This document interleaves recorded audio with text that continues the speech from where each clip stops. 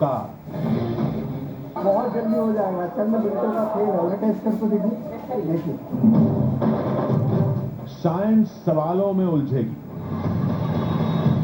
We have to see, like that's not the usual thing which happens. जब नर के सामने चमत्कार। अथा फसाना आज रात 8:57 पर। आज हम ढूंढ रहे हैं सबसे टेस्टी पकौड़े। चलो ढूंढते टेस्टी पकौड़े। आपके हाथों में तो जादू है। मेरे बेसन का जादू है। फॉर्च्यून बेसन ही 100% चना दाल से बना है। ये बेस्ट पकौड़ा है। अपना पुराना बेसन छोड़िए, ले आइए फॉर्च्यून बेसन। 100% चना दाल, 100% टेस्ट। डार्विन कहता है कि इंसान पहले बंदर था और वो जिग्नेश। पता है पूरे साल का हेल्थ इंश्योरेंस प्रीमियम वो महीने के महीने भर सकते हैं। बंदर कहीं का हेल्थ इंश्योरेंस प्रीमियम हुआ एनुअल से मंथली ऑन फोन पे स्टार्टिंग एट ₹636 पर मंथ। अरे पैसा एक्सक्यूज मी, आप थके हैं, बैठ जाइए। मिडिल एज में बुढ़ापे वाली थकान, इसीलिए रोजाना रिवाइटल एज इसकी 90 मल्टीविटामिन्स, मिनरल्स और नेचुरल जिंसेंग ऑक्सीजन कैरिंग कैपेसिटी बढ़ाए और दे 30% ज्यादा एनर्जी सिर्फ 30 दिनों में। Revital as.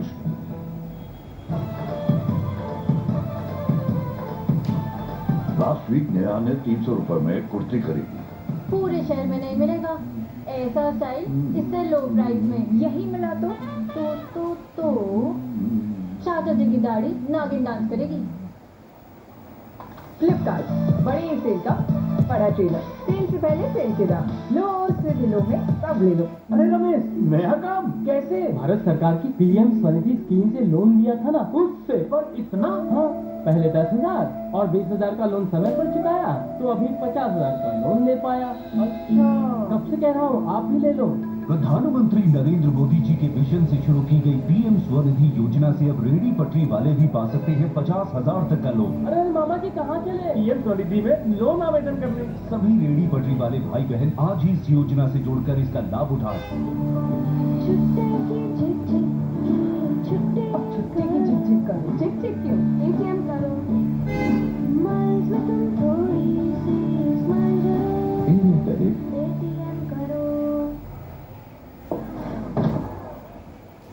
You may not look French, but you can smell like the French. French essence. Very, very French. चाची, कल्याण भव, सुखी भव और सबसे जरूरी आशीर्वाद आयुष्मान भव। वो तो मोदी सरकार सबको दे रही है। देश के धनी आदमी जिस प्रकार से आरोग्य की सेवा प्राप्त कर सकते हैं, अब मेरे देश के गरीब को भी वही सेवाएं उपलब्ध होनी चाहिए। शुरू हो रहा है आयुष्मान भव अभियान। 17 सितंबर से आयुष्मान आपके द्वार का तीसरा चरण। मोबाइल से ही बन जाएगा आयुष्मान कार्ड। आयुष्मान मेला आयोजन, जहां कई बीमारियों की होगी मुफ्त जांच और इलाज। अंगदान शपथ पंजीकरण, जिससे हमारे बाद भी किसी और को मिले जीवन। रक्तदान शिविर और आयुष्मान सभा का आयोजन। इन सुविधाओं का लाभ उठाने नजदीकी आयुष्मान हेल्थ और वेलनेस सेंटर पर जाएं। अब होगा जन जन Ayushman. Excuse me madam, may I go toilet? Sure sir. 2 number भी? Yes sir, if you want to. Ice cube too. ये मतलब उड़ते हवाई जहाज से नीचे वालों पे? No sir, it's not like that. Flying craft में बॉडी वेस्ट को आइस क्यूब्स में कन्वर्ट कर दिया जाता है। बर्फ के गोले? Another day, another road, and we go. Arrive with a win, moving up, we know where to begin. Wicked on the wheels, get wicked on the wheels. Arrive we go. Wicked on the wheels, get wicked on the wheels. Another day, another road, and we go.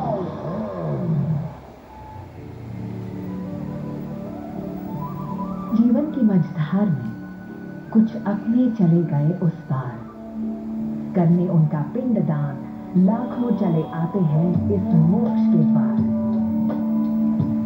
Bihar का गया और यहाँ की फल्गु नदी का ये तट इन दिनों बन चुका है मोक्ष का अनुपम द्वार। सदियों की परंपरा जब भगवान राम और मां जानकी ने सीता कुंड के इस पवित्र स्थल से किया था महाराज दशरथ का पिंडदान। जीवन और मोक्ष के बीच कैसे होता है अप्रत्यक्ष का प्रत्यक्ष से मिलन। पूरा विश्व चल पड़ा है इस शांति यात्रा पर। गया का पितृपक्ष मेला, जहां आपके पूर्वज हैं इंतजार में। एक बार आइए बिहार में।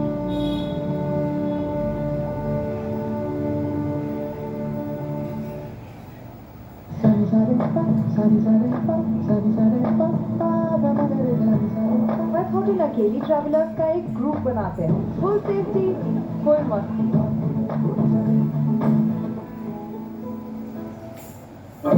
माया डिसूजा जानता है उसका? ऐसे पड़ोसी है मेरी, पर ज्यादा बात नहीं होती। मेरी हॉट पड़ोसी फिलहाल मेरी हॉट सस्पेक्ट है। इससे डिसूजा सीधी सादी पारिवारिक औरत है। शायद है, शायद नहीं।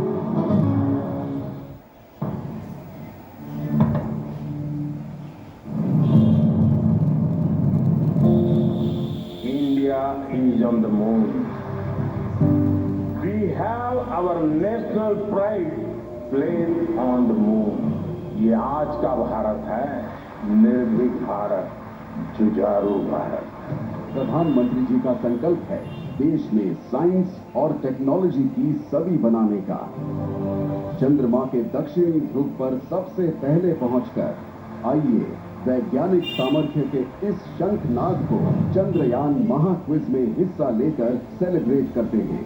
मैं देश भर के स्टूडेंट से आग्रह करूंगा कि आप सभी बड़ी संख्या में इससे जुड़े।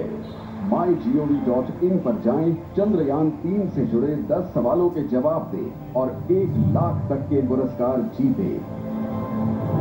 चंद्रयान महाक्विज, खेले, जीते, गर्व करें।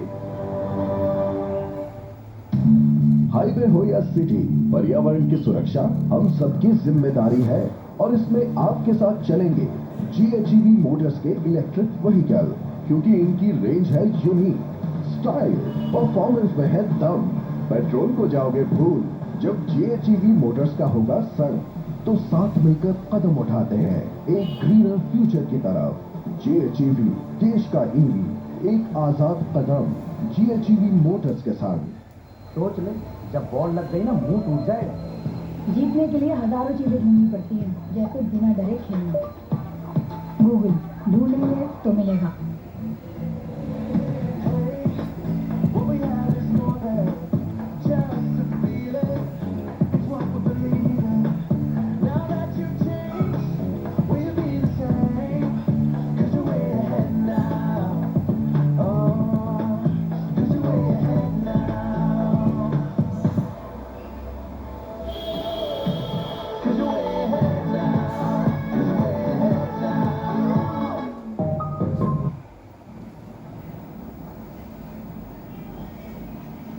You want to talk business?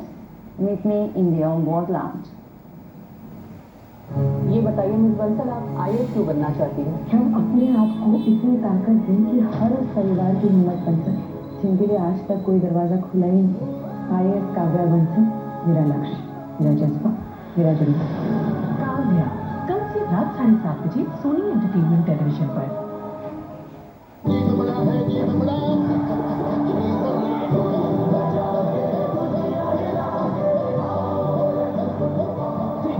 Indian super league live Jio cinema और स्पोर्ट्स 18 खेल पर।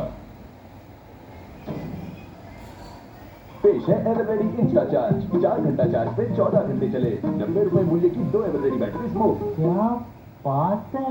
Fashion's biggest stars are here. Get early deals, top shopper rewards, and assured gifts. The Ajio All Star Sale is live. Download the app and shop now. Nice bike, कितना देती है? 55 से भी ज्यादा। वाह, और तुम्हारी बाइक? 2000 से भी ज्यादा। वैल्वोलिन चैम्प 40 देता है 8% ज्यादा माइलेज, ताकि साल भर के पेट्रोल खर्च में आपकी बाइक दे 2000 किलोमीटर ज्यादा चलने का वादा।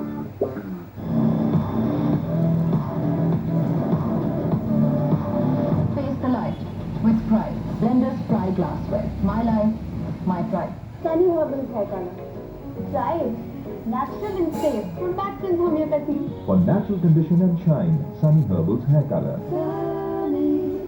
बढ़ता है खेलता है झूलता उछलता है दौड़ता कभी कभी दौड़ कर आता है आगे आगे बढ़ता है इंडिया अमूल दूध पीता है इंडिया। सारेगामा कारवां लेकर आए हैं कारवां कीपैड मोबाइल। इसमें है 1000 से भी ज्यादा सुपर हिट गाने, बड़ी स्क्रीन, बड़े बटन, दमदार साउंड, FM, LED टॉर्च, लंबी चलने वाली बैटरी, 1 साल की वारंटी और बहुत कुछ। कारवां मोबाइल खरीदने के लिए अपने नजदीकी मोबाइल शॉप या ऑनलाइन पोर्टल पर जाएं। इंडिया का मोबाइल इंडिया में बना। सारेगामा कारवां मोबाइल। अरे कहाँ? मेरा पहला प्यार लौटा है। तू ही पहला प्यार है वेलकम बैक माय लव। पहला प्यार है अंदाज मेरा बेकरार है। मेरे पहले प्यार से नहीं मिलोगी। फिर आ गया सबका पहला प्यार, the iconic hero passion plus.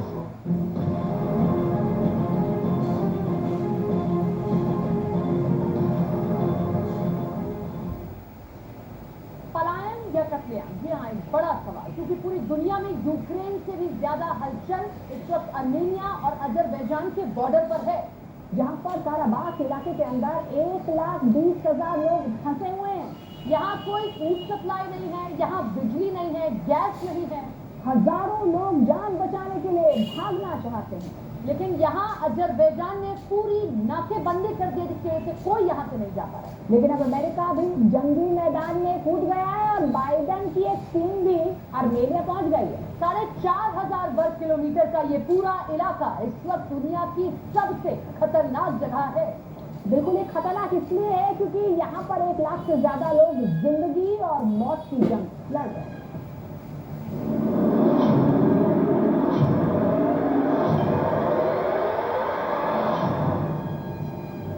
19 सितंबर 2023 रूस का एयरबेस काराबाख, अजरबैजान।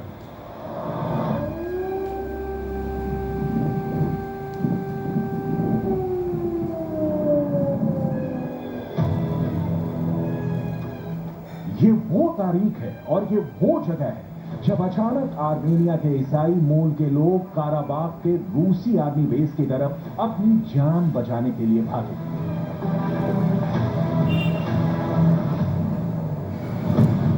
आखिर अचानक ऐसा क्या हुआ कि अजरबैजान के इलाके में आने वाला ये 4,500 वर्ग किलोमीटर का काराबाख का इलाका तनाव, भागदौड़ और अफरा तफरी से भर गया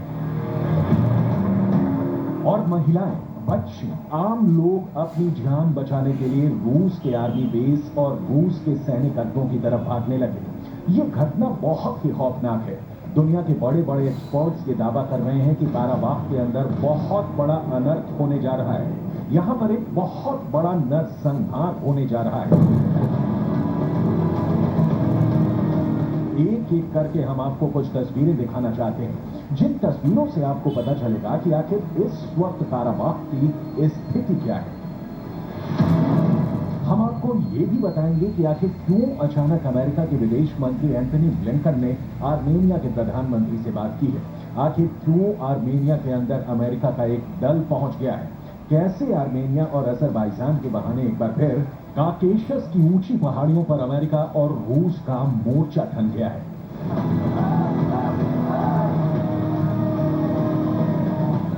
ये सब आपको बताएंगे, लेकिन सबसे पहले ये तस्वीरें देखिए। ये लोग आर्मेनिया की राजधानी में लगातार 4 दिनों से विरोध प्रदर्शन कर रहे हैं और क्या मांग कर रहे हैं, इनके बैनरों पर क्या लिखा है। ये पहला बैनर देखिए, जिसमें आशंका जताई जा रही है कि आम लोगों को मारा जा सकता है। ये दूसरा बैनर देखिए, जिसमें लिखा है कि अगर युद्ध नहीं लड़े तो नरसंहार होगा।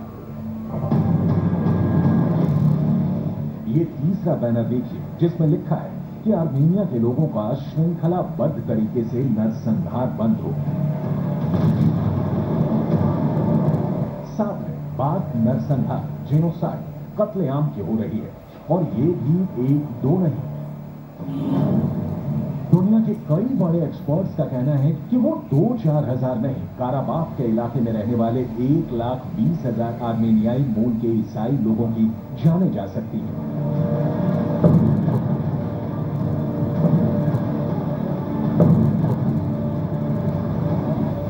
इतना बड़ा कत्लेआम, अगर ऐसा हो गया तो ये इस 21वीं सदी का सबसे बड़ा कत्लेआम होगा।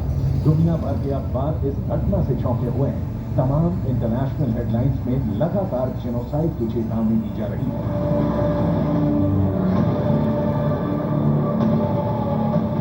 आर्मीनिया और अजरबैजान का ये मामला बहुत ही उलझा हुआ है, इसीलिए आगे का घटनाक्रम बताने से पहले ये जरूरी है कि ग्राउंड रियलिटी को समझा जाए।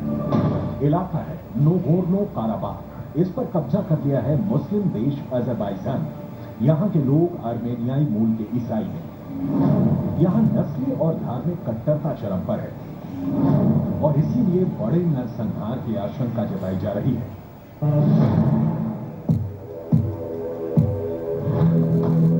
अजरबैजान के राष्ट्रपति इस वक्त इल्हाम अलीयेव हैं। अजरबैजान पर पिछले 30 सालों से एक ही परिवार का शासन है और इल्हाम अलीयेव पहले ही काराबाख के आर्मेनियाई मूल के नेताओं को खून चूसने वाला जोंक कह चुके हैं। आर्मेनियाई और अजरबैजान की नस्लों की दुश्मनी जग जाहिर है और अजरबैजान के राष्ट्रपति ने ये बात बिल्कुल साफ साफ कह दी है और काराबाख के आर्मेनियाई मूल के ईसाई लोगों से कहा है कि काराबाख के लोगों को या तो अजरबैजान के शासन में वफादार बनकर रहना होगा, नहीं तो उनको काराबाख का इलाका छोड़कर चले जाना चाहिए, क्योंकि अब काराबाख का अजरबैजान में विलय होने जा रहा है। इन स्थितियों में काराबाख में हड़कंप मचा हुआ है। विजेता देश अजरबैजान के राष्ट्रपति की चेतावनी जारी हो चुकी है।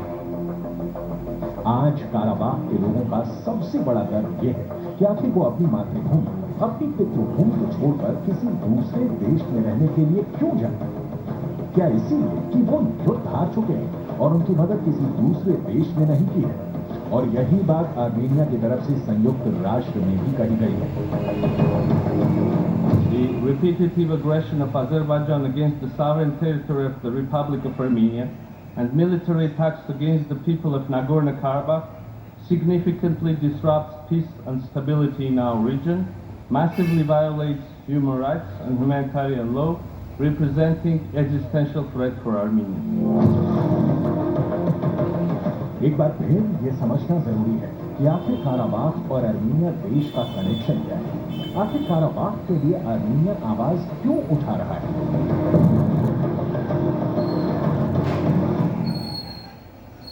ये मैप देखिए, अजरबैजान के अंदर मौजूद है काराबाख और अजरबैजान का पड़ोसी देश है आर्मेनिया।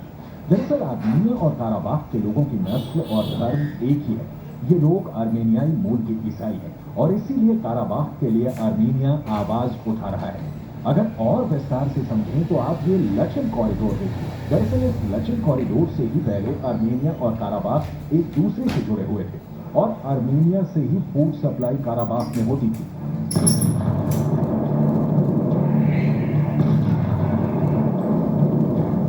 दिसंबर 2020 में अजरबैजान की सरकार ने इस लचिन कॉरिडोर को बंद कर दिया और उसके बाद वहां पर काराबाख को जाने वाली फूड सप्लाई भी बंद कर दी गई। अजरबैजान ने लचिन कॉरिडोर पर अपनी मिलिट्री चौकी बना दी, जिसके बाद से ही दावा ये किया जा रहा है कि 9 महीने से काराबाख के लोग भूख से मर रहे हैं, क्योंकि उनके पास आर्मेनिया से आने वाली फूड सप्लाई ही काट दी गई है।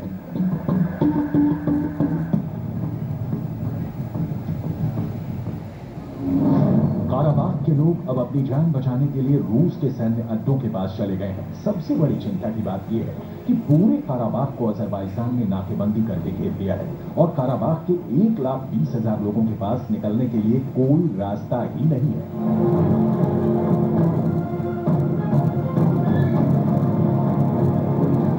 अब मजबूरी में ये लोग रूस के सैनिकों की शरण में चले गए हैं ताकि किसी तरह इनकी जान बच जाए। यही नहीं, अजरबैजान के राष्ट्रपति इल्हाम ने जैसे ही काराबाख के इस इलाके पर जीत दर्ज की, यहाँ पर बिजली भी काट दी गई। यहाँ पर ऊर्जा का इतना बड़ा संकट पैदा हो गया है कि आम लोग अपने घरों के बाहर लकड़ी का चूल्हा जलाकर खाना बनाते नजर आ रहे हैं। ये इस वक्त ऐसे लोग हैं जो दुनिया में सबसे ज्यादा खतरा महसूस कर रहे हैं। Ito, Rushaha Pahnariyekan, ասացին, որ այստեղ ավելի ապահով է, եկանք այստեղ երեխաներով ու մինչև հիմա այստեղ ենք, ու մտադրություն էլ չունենք այստեղից գնալու, քանի որ մենք ոչ միտեղ մեզ ապահով չենք զգում, դե լուրեր են շրջանառվում, որ արդեն ասում են Թուրքի հետ ինտեգրացված ենք, չգիտեմ ինչ, իսկ Արցախցին Թուրքի հետ գիտեք, որ չենք կարող ապրենք։ बहुत बड़ी संख्या में अर्मेनियाई मूल के काराबाख के लोग तहखानों और बेसमेंट में घुसे हुए हैं कि किसी भी तरह से अजरबैजान के सैनिकों से बच सके। लोग अपने पूर्वजों की भूमि को छोड़कर जाना चाहते हैं ताकि जान बच जाए, लेकिन यहाँ मौजूद हर शख्स एक दुविधा का शिकार है कि आखिर बड़े बड़े परिवार को लेकर पलायन कर पाना क्या सुरक्षित रहेगा।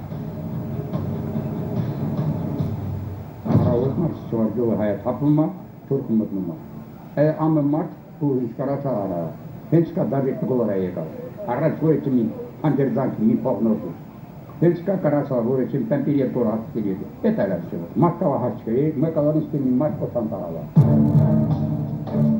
हालांकि आर्मीनिया के प्रधानमंत्री पाशिन्यान ने यह दावा किया है कि उन्होंने 40,000 लोगों के लिए रहने की व्यवस्था कर दी है, लेकिन सवाल ये उठता है कि आखिर ये 40,000 लोग नाकेबंदी को तोड़कर काराबाख से बाहर आएंगे कैसे, और इस बीच कोई हल निकल सके, इसके लिए अब अमेरिका ने भी कोशिशें शुरू कर दी हैं। अमेरिका और आर्मीनिया के बीच नजदीकियां बढ़ती जा रही हैं और ये बात रूस को बहुत अखर रही है। दरअसल आर्मीनिया और अजरबैजान के इतिहास को अगर देखें तो आर्मीनिया परंपरागत रूप से रूस का ही दोस्त रहा है, लेकिन अजरबैजान परंपरागत रूप से तुर्की के साथ था, क्योंकि दोनों का कल्चर भी एक है। लेकिन अब हालात बदल गए हैं, क्योंकि अब आर्मेनिया ने अमेरिका का दामन थाम लिया है और अजरबैजान रूस के पाले में जाता हुआ नजर आ रहा है।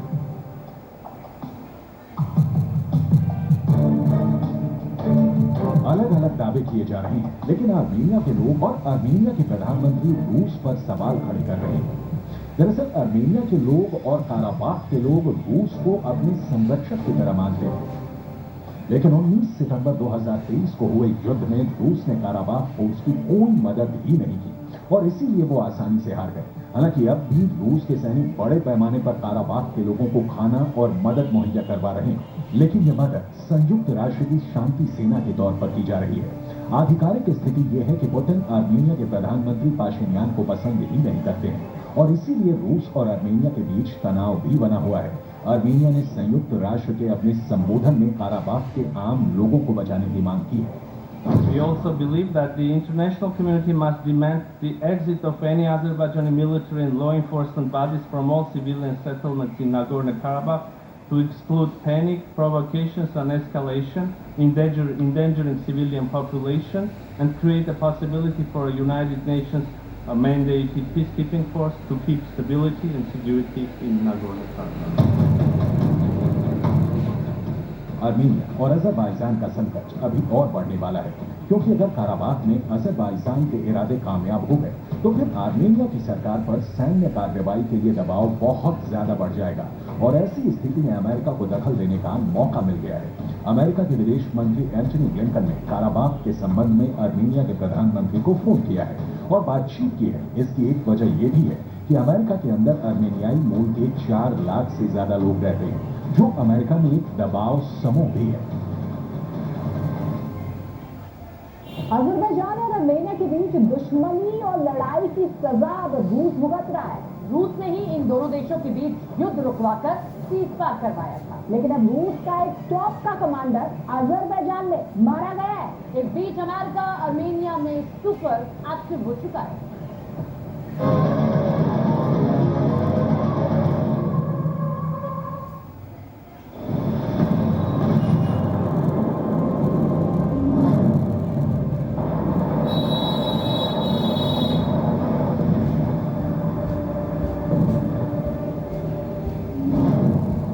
अजरबैजान में मारा गया रूस का सबमरीन कमांडर।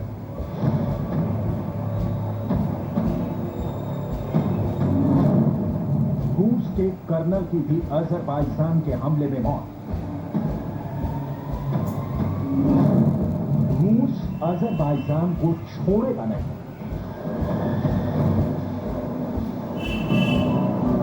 अजरबैजान ने रूस से डायरेक्ट दुश्मनी मोड़ ले ली है। रूस के कमांडर को मार गिराया है। अजरबैजान के पास कितनी जान है। वो रूस जैसे ताकतवर के साथ जूझे।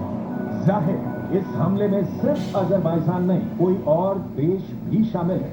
रूस का नया दुश्मन कौन है, इसकी डिटेल आगे देखें।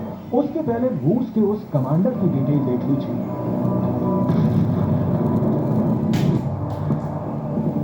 Captain Ivan Kovgan. अजरबैजान की आर्मी ने ओपन फायर किया है। कैप्टन इवान कोवगान की गाड़ी पर अंधाधुंध फायरिंग हुई। जिस व्हीकल पर हमला किया गया उसमें कहा जा रहा है कि रूस के शांति दूत थे जो नागोर्नो काराबाख जा रहे थे। इस काफिले में कैप्टन इवान कोवगान के साथ रूस के एक कर्नल और 4 सर्विसमैन की मौत हुई है। उस सवाल पर आएंगे कि नागोर्नो काराबाख क्यों जा रहे थे रूस के टॉप सबमरीन कमांडर। क्या है ये नागोर्नो काराबाख जिसकी चर्चा इंटरनेशनल मंचों पर हो रही है। रूस के कमांडर के मारे जाने के बाद पुतिन ने अब तक क्या एक्शन लिया है उसकी भी डिटेल रिपोर्ट हमने तैयार की है। लेकिन पहले कैप्टन इवान कोवगान जिसकी मौत से पुतिन बहुत दुखी है। कैप्टन इवान रूस के नॉर्दर्न सबमरीन फ्लीट के डिप्टी कमांडर थे। रूस की इस फ्लीट का अड्डा आर्टिक है। कैप्टन इवान के साथ जिस कर्नल तागिर मोरोकारोव की मौत हुई वो रूस के केमिकल और रेडिएशन विभाग में तैनात थे। अजरबैजान ने रूस की आर्मी को क्यों निशाना बनाया, इस सवाल का जवाब तलाशने से पहले यह समझना बहुत जरूरी है कि रूस का अर्मीनिया और अजरबैजान के बीच का रिश्ता क्या कहलाता है। इस वक्त अजरबैजान और अर्मीनिया के बीच गदर मचा है। जिस इलाके में अजरबैजान और आर्मीनिया आमने सामने उसका नाम है नागोर्नो काराबाख। ये जगह इस वक्त खून की प्यासी सेना के हवाले है। अजरबैजान ने 19 सितंबर को आर्मीनिया के कब्जे वाले नागोर्नो काराबाख इलाके में अलगाववादियों के खिलाफ हमला कर दिया था।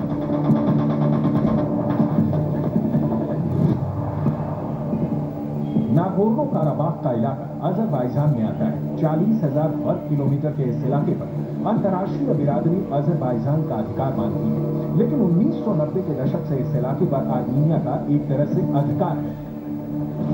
नागोर्नो काराबाख में मौत की आंधी चल रही है और रूस का दावा है कि इसी मौत की आंधी में उखड़े लोगों के लिए मरहम पट्टी लेकर उनकी सेना नागोर्नो काराबाख जा रही थी। तभी अजरबैजान की सेना ने उन पर अटैक किया। नागोर्नो काराबाख कूच कर रही रूस की सेना का रूप समझिए। रूस की पीस कीपिंग फोर्स को नागोर्नो काराबाख पहुंचने के लिए अजरबैजान के दक्षिण से उत्तर पश्चिम की ओर दूरी तय करनी होगी, यानी पूरा अजरबैजान इस पार से उस पार।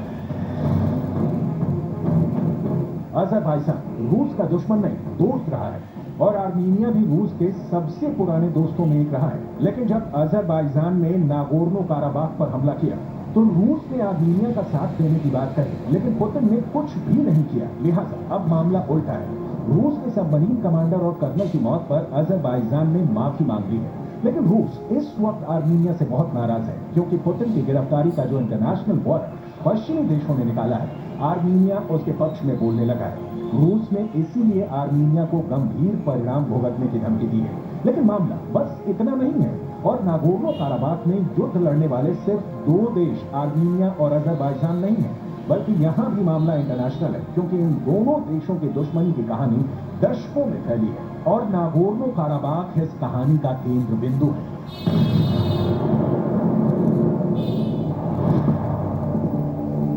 आर्मीनिया नागोर्नो काराबाख को ईसाई समानता से जोड़ता है। काराबाख के आर्मीनियाई नस्ल के ईसाइयों ने एक अलगाववादी आर्मी बना रखी है जिसको काराबाख फोर्स के नाम से जाना जाता है। काराबाख फोर्स ने मुस्लिम बहुल देश अजरबैजान के खिलाफ बगावत की थी और उन्होंने इलाके पर कब्जा भी कर लिया था। लेकिन जब अजरबैजान ने इस पर हमला किया तो काराबाख फोर्स को आर्मीनिया हथियार ही उपलब्ध नहीं करवा पाया और इसीलिए आर्मीनिया समर्थित ईसाई बहुल काराबाख फोर्स को सरेंडर करना पड़ा। रूस यूक्रेन युद्ध में फंसने के बाद अपने वादे को पूरा करने में फेल साबित हो रहा है। वहीं अजरबैजान लगातार भीषण हमले कर रहा है। यही वजह है कि अभी कुछ दिन पहले ही आर्मीनिया के प्रधानमंत्री ने साफ कह दिया है कि उनका देश रूस के ऊपर सुरक्षा के गारंटर के रूप में भरोसा नहीं कर सकता है।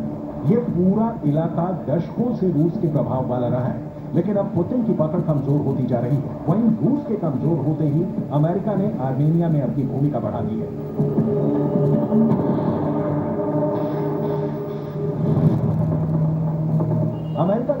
अब आर्मीनिया में शांति रक्षक ट्रेनिंग के नाम पर पहुंचे, जिससे रूस की सरकार भड़की हुई है। ये अभ्यास 10 दिनों तक चलेगा, जिसमें अमेरिका के 85 सैनिक और आर्मीनिया के 175 सैनिक हिस्सा ले रहे हैं। ये अभ्यास भले ही बहुत छोटे स्तर का हो, लेकिन इसे रूस के विदेश मंत्रालय ने अपने दोस्त आर्मीनिया का गैर दोस्ताना कदम करार दिया है। यही नहीं, आर्मीनिया ने हाल ही में पहली बार यूक्रेन को मानवीय मदद भेजी है। नागोर्नो काराबाख पर हमने आपको बताया कि इंटरनेशनल बिरादरी इस इलाके पर अजरबैजान का अधिकार मानती है, लेकिन नागोर्नो काराबाख पर जब अजरबैजान ने हमला कर दिया तो अमेरिका के विदेश मंत्री एंटनी ब्लिंकन ने कहा, नागोर्नो काराबाख क्षेत्र में अजरबैजान की सैन्य कार्रवाई अस्वीकार्य है। इससे मानवीय स्थिति और खराब होने का खतरा है। मौजूदा संघर्ष को खत्म करने और सीधी बातचीत होनी चाहिए। इससे पहले भी अजरबैजान और अमेरिका के बीच युद्ध हो चुका है। पहला युद्ध सोवियत संघ के पतन के बाद 1990 की शुरुआत में हुआ था, जबकि दूसरी जंग 2020 में दोनों देशों के बीच 29 दिनों तक चली थी, जो रूस की मध्यस्थता के कारण रुक पाया था। इसके अलावा सितंबर 2022 में भी आर्मीनिया और अजरबैजान आमने सामने आए थे। नागोर्नो काराबाख पर पूरी तरह से आर्मीनिया से मुक्त करने के लिए अजरबैजान के स्पेशल ऑपरेशन में मरने वालों की तादाद बढ़ती जा रही है। आर्मीनिया किसी भी कीमत पर यहां डटे रहना चाहता है। क्रोनोलॉजी समझिए, आर्मीनिया की तरफ से कोई सहायता नहीं मिलने के बाद काराबाख में मौजूद अलगाववादियों ने सरेंडर कर दिया। ये इलाका अजरबैजान के कब्जे में आ गया। आर्मीनियन अधिकारियों के मुताबिक हमले में 7 नागरिकों सहित 32 लोगों की मौत हुई और 200 लोग घायल हुए।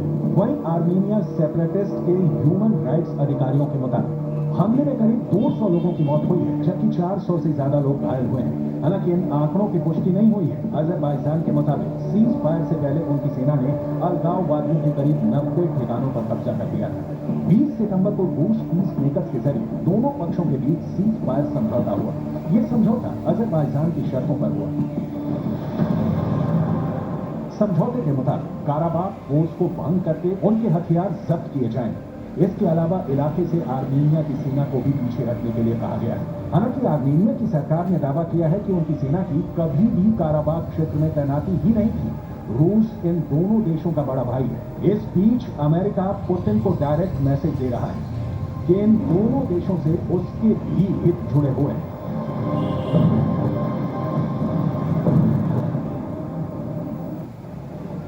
एक और बड़ी कंट्रोवर्सी ने पूरी दुनिया को चौंका कर रख दिया है। 2 दिन के बाद बाइडेन के परमाणु हिटमैन की लाश मिल चुकी है। अब सब ये सवाल पूछ रहे हैं कि अमेरिका का कौन सा बड़ा सीक्रेट है जो लीक हुआ है, क्योंकि 2 दिन तक खुद बाइडेन नहीं जानते थे कि क्या हुआ।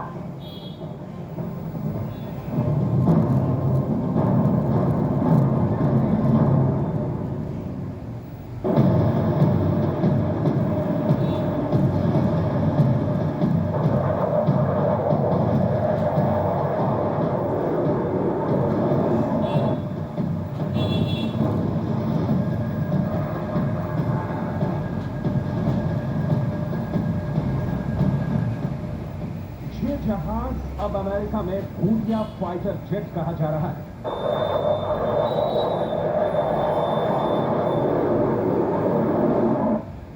भूतिया जेट इसलिए क्योंकि ये जब गायब होता है तो पूरा अमेरिका इसे खोज नहीं पाता।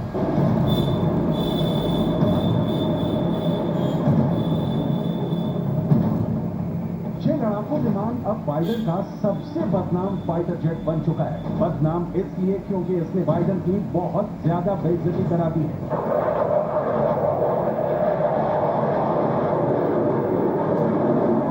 जिस जहाज के साथ अमेरिका ने दुनिया जीतने का ख्वाब देखा है, उसके बारे में कहा जा रहा है कि ये काले जादू का शिकार हो गया है। ये बात मजाक लग सकती है, लेकिन अमेरिका की पूरी एयरफोर्स में 2 दिनों तक ऐसी दहशत फैली रही कि बाइडेन का हर दुश्मन भी हैरान रह गया। अमेरिका का एक फाइटर जेट F-35 17 सितंबर को अचानक गायब हो जाता है। ऐसा इसलिए क्योंकि इसके पायलट ने उड़ान के दौरान इजेक्ट करने का फैसला किया, यानी विमान में कोई खराबी आई थी और पायलट विमान से पैराशूट के जरिए उतर गया। लेकिन ये विमान ऑटो पायलट पर चलता रहा और कहां तक गया 2 दिन तक पता नहीं चला। अब 19 सितंबर को इस विमान की लाश मिली है, यानी 2 दिन बाद इसका मलबा मिला है। अब आपको दिखाते हैं वो जगह जहां इस विमान का मलबा मिला है। ये विमान अमेरिका के साउथ कैरोलिना में गिर गया और 2 दिन तक उसकी लाश ऐसी ही पड़ी रही। इन तस्वीरों को देखकर अंदाजा लगाइए कि इसकी लाश के टुकड़े कितने बड़े इलाके में फैले हैं। मैदान से लेकर जंगलों के अंदर तक F-35 के टुकड़े मिले हैं। जहां अमेरिका की एयरफोर्स की टीम ऐसे पहुंच रही है जैसे किसी हादसे की जगह पर एम्बुलेंस पहुंचती है। इस विमान के गायब होने के बाद अमेरिका में ऐसा हड़कंप मचा कि एयरफोर्स ने 2 दिन तक सभी मिलिट्री विमानों के उड़ने पर रोक लगा दी। इस विमान के गायब होने से अमेरिका को लगा कि उसका सबसे बड़ा सीक्रेट लीक होने वाला है। कहीं ये पुतिन के हाथों न लग जाए, कहीं चीन इसका सीक्रेट न चुरा ले। इस विमान की कीमत 1000 करोड़ रुपए है, जबकि अमेरिका का ये प्रोजेक्ट $1.5 ट्रिलियन का हो चुका है। $1.5 ट्रिलियन, ये रकम किसी भी बड़े देश की अर्थव्यवस्था के बराबर है। आप अंदाजा लगा सकते हैं कि ये अमेरिका के लिए कितना कीमती फाइटर जेट है।